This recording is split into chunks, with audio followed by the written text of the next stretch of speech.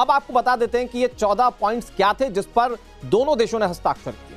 Point number 1 के मुताबिक Iran ने जो वायदा किया है कि वो स्ट्रेट ऑफ हॉर्मुज खोल देगा और व्यवस्था 60 दिनों तक लागू रहेगी। इस दौरान जहाजों से एक्स्ट्रा टैक्स नहीं वसूला जाएगा।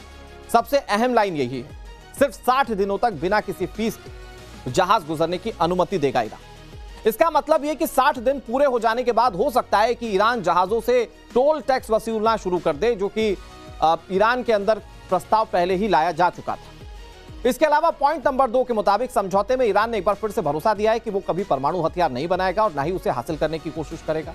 दस्तावेज में कहा गया कि ईरान के पास पहले से मौजूद इनरिच्ड यूरेनियम का भंडार का क्या किया जाए, इस पर दोनों देश यानी कि ईरान और अमेरिका मिलकर फैसला करेंगे।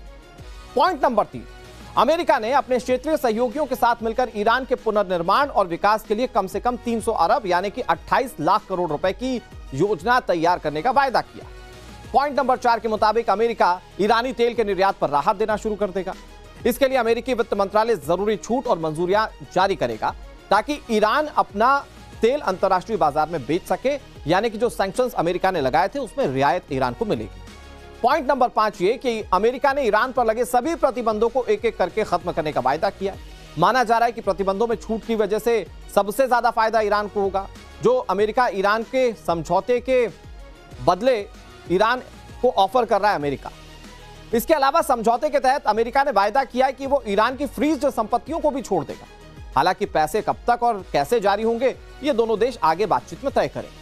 पॉइंट नंबर 7 के मुताबिक ईरानी बंदरगाहों पर अमेरिकी नौसैनिक नाकेबंदी 30 दिन के भीतर पूरी तरह से खत्म करेंगे। ऐसा दावा है कि नाकेबंदी हटने से ईरान फिर से अपने बंदरगाहों से तेल और दूसरे सामान खरीद या बेच सकता है।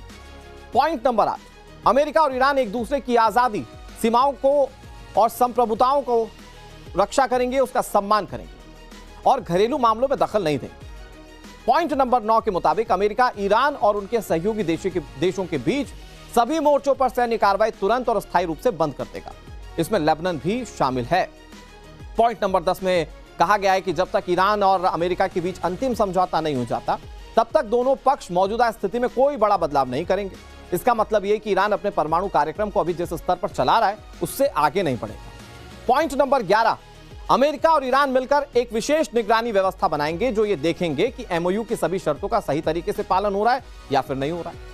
पॉइंट नंबर 12, दोनों देशों को समझौते के कुछ अहम बिंदुओं को लागू करना होगा।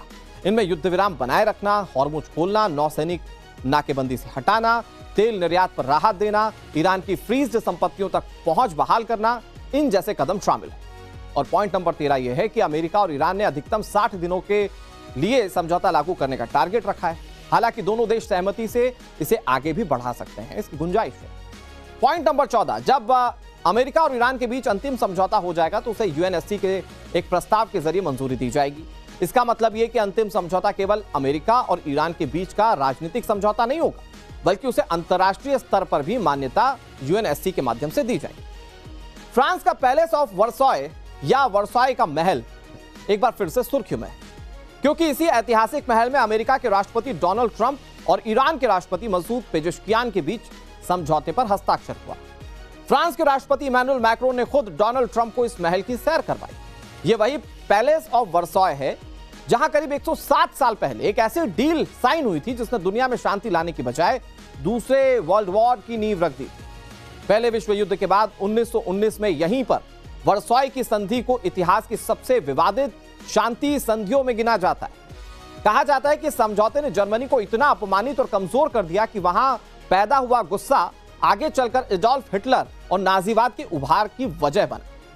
यही घटनाक्रम आखिरकार दूसरे विश्व युद्ध तक पहुंचा।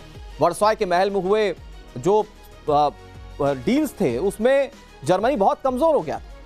वर्साय का महल फ्रांसीसी राजाओं का प्रमुख निवास स्थान था। इसमें लगभग 2300 कमरे हैं। 1000 कमरे फ्रांस के राष्ट्रीय इतिहास के संग्रहालय के रूप में बना दिए गए। वर्साय महल का पार्क आज 815 हेक्टेयर में फैला हुआ है, जबकि फ्रांसीसी क्रांति से पहले तक 8000 हेक्टेयर से ज्यादा तक यह फैला हुआ था। और इसी वर्साय के महल में ईरान और अमेरिका के बीच में यह डील हुई है, जिसमें कोई मान रहा है कि अमेरिका जीत गया, कोई मान रहा है कि अमेरिका को बैकफुट पर जाना पड़ा, यानी कि घुटनों पर आना पड़ा ईरान के सामने। खबर यह कि अब शुक्रवार को स्विट्जरलैंड में अमेरिका और ईरान के शीर्ष अधिकारियों के बीच मुलाकात होने की संभावना है। ईरान की तरफ से मुख्य वार्ताकार मोहम्मद बाघेर गालिबाफ इसमें शामिल होंगे। जबकि अमेरिका का प्रतिनिधित्व उपराष्ट्रपति जेडी वेंस करेंगे। राष्ट्रपति ट्रंप के भी शामिल होने की संभावना है, यानी कि 39 दिनों के बाद अमेरिका ईरान की ज्यादातर शर्तों को मानने के लिए मजबूर हुआ। लेकिन सबसे बड़ा सवाल यह कि ट्रंप ने इस डील में इतनी जल्दबाजी दिखाई क्यों?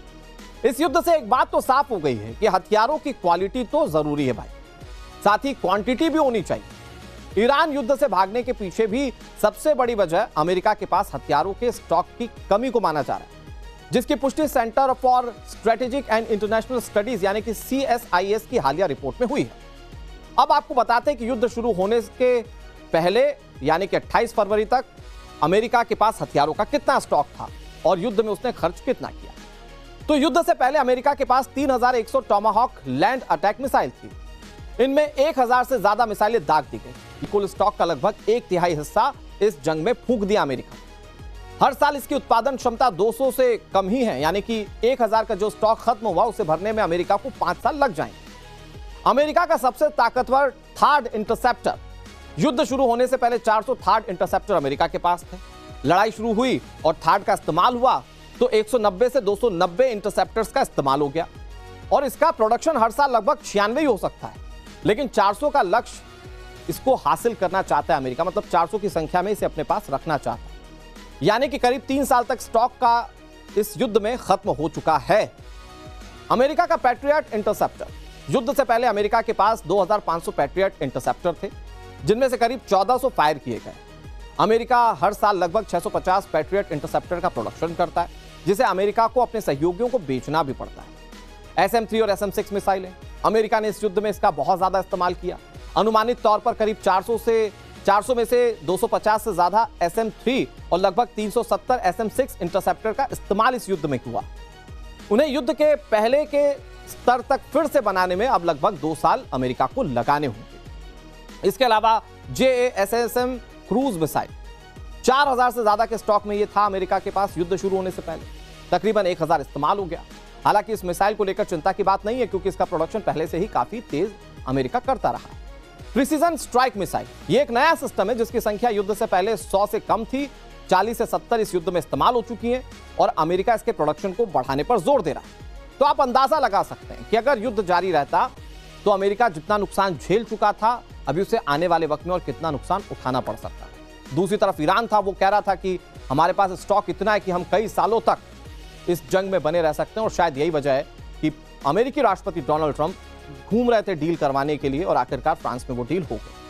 आगे आपको दिखाएंगे क्या बिहार पुलिस ने सरेंडर करने के बाद एक युवक का एनकाउंटर कर दिया, लेकिन उससे पहले देखिए आज की सुपर 6 स्टोरी।